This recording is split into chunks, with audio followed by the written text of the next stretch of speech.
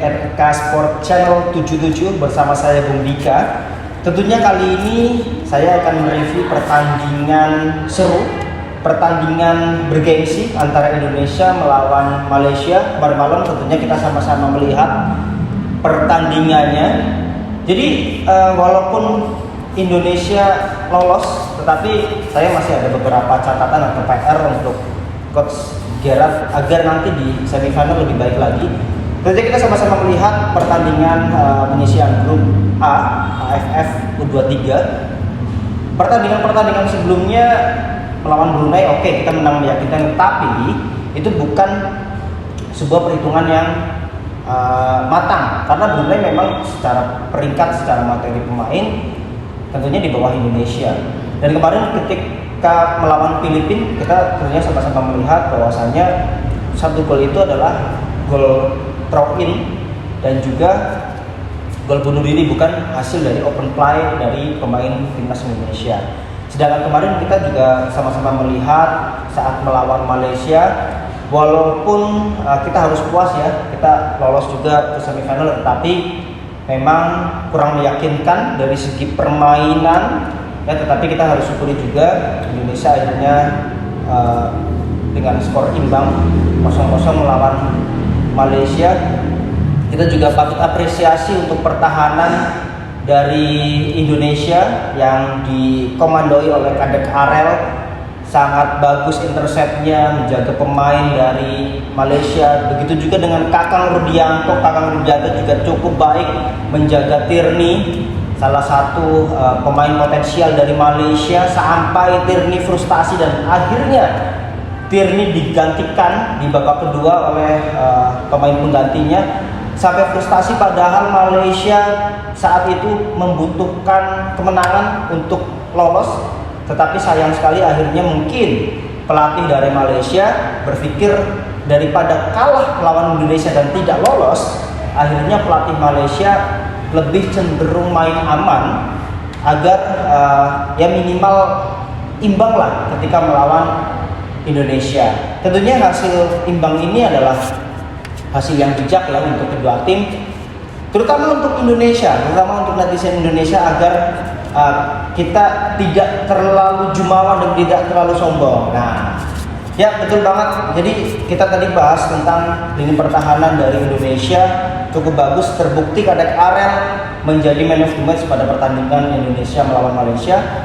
Kita review juga untuk di sisi kanan Alvarez Buffon masuk sebagai starter di babak pertama, namun sayang perannya masih belum optimal. Akhirnya diganti oleh Ahmad Maulana di babak kedua, dimasukkan oleh Coach Gerald. Akhirnya memberikan kontribusi yang bagus. Ada 2 assist yang cukup baik dari Ahmad Maulana. Yang pertama kepada James Reven mencoba tendangan salto tetapi masih belum menjangkau bola, dan yang kedua itu mungkin satu-satunya peluang terbaik dari timnas Indonesia, namun sayang masih bisa dihalau oleh kiper Malaysia. Dan sepertinya untuk pertandingan semifinal besok posisi Alvarez Buffon ini akan digantikan oleh Ahmad Maulana karena terbukti lebih berkontribusi.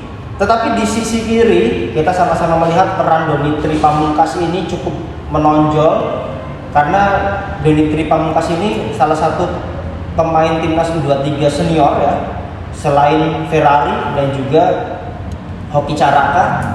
Donitri Pamungkas ini juga cukup bagus, cukup konsisten permainannya di sisi kiri, overlapnya juga bagus, kita juga patut apresiasi. Dan tadi ngomong-ngomong Hoki Caraka, kita juga patut apresiasi juga untuk perjuangan Hoki Caraka. Kita sama-sama melihat kemarin Hoki Caraka membuka atau membuat 2 peluang dengan 2 shoot, walaupun masih bisa keblok dari pemain belakang Malaysia. Tapi kita patut apresiasi juga karena nantinya juga Hoki Caraka pasti akan mendapatkan tempat di timnas U23, karena James Reven butuh backup atau butuh cadangan. Ketika nanti James Reven buntu, pasti nanti Hoki Caraka juga dimainkan oleh Coach Gerald. Dan juga ngomong-ngomong James Reven juga, Jens Raven mungkin kita tahu sendiri nih. Jens Raven adalah striker yang tajam, striker yang bagus juga, terbukti sudah mencetak 6 gol pada saat lawan Brunei. Tetapi Jens Raven ini butuh yang namanya support dari teman-temannya, tidak seperti saat melawan Malaysia. Support dari teman-temannya itu masih kurang. Jadi Coach Gerard ini membutuhkan atau ada opsi lain ketika buntu seperti saat pertandingan melawan Malaysia. Jadi Jens Raven itu benar-benar dijaga ketat sama si Kumis dan juga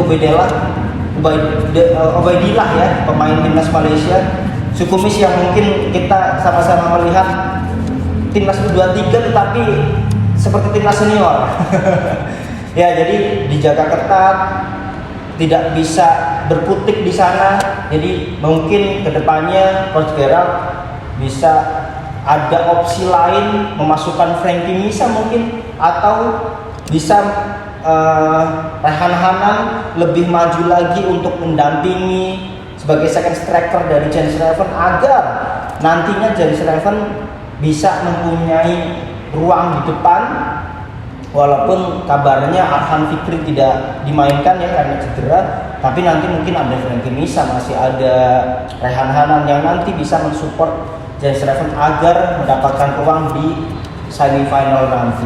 Tentunya kita doakan, kita support pertandingan berikutnya di semifinal, sepertinya akan melawan Vietnam di hari Jumat. Ya, kita harus support, kita harus dukung, kita harus doakan semoga Indonesia bisa lolos ke babak berikutnya dan juga Indonesia berhasil menjadi juara. Salam olahraga.